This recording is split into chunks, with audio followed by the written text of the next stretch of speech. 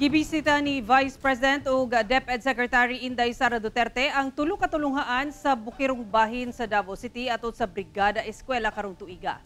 Dinhi nangunay siya sa pagtanggal sa mga nakapilit nga posters nga subay sab sa direktiba sa DepEd.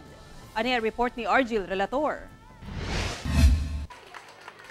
Tataw ang kalipay sa pupils, ginikanan ug mga magtutudlo sa pag-abot na Education Secretary ug Vice President Inday Sara Duterte sa Tapak Elementary School sa Barangay Tapak, Pakibauto District, Davao City. Nangunay si VP Sara sa pagtanggal sa tanang mga nakadikit nga posters ug uban pang dili na kinahanglan nga gipangmungtar sulod sa classroom. Ni-remind din natin sila na dapat yung mga classrooms natin are free from clutter.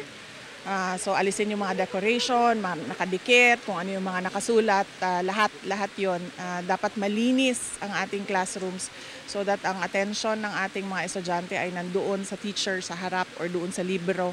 Una may biya si VP Sara, doon na siya gibiling mensahe sa mga bata. Ayat ko eskwela ha, magtuon og tarong.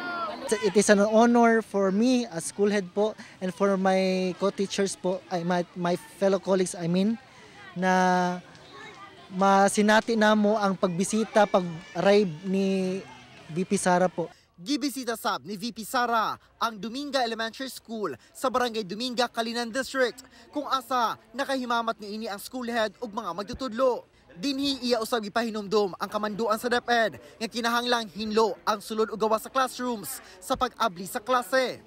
Nagbrigada eskwela sab siya sa Gumitan Elementary School sa Marilog District. Sa iyang paglibot, iyang gitubag ang pipila ka mga concern sa mga magtutudlo sa masahangyo alang sa pagkondem sa karaang school buildings, dugang classrooms ug dugang teacher items. Kakulangan ng classroom, incomplete yung construction nung kanilang building. Sinabihan namin na we will do a coordination meeting with the Department of Public Works and Highways with regard to incomplete construction ng building. And then pangatlo, yung teacher items, sinabihan namin sila that we will look for teacher items na pwedeng ilipat doon sa school nila. Kauban si Melchor Awing sa kamera. Ako si Argil Relator para sa One Mindanao.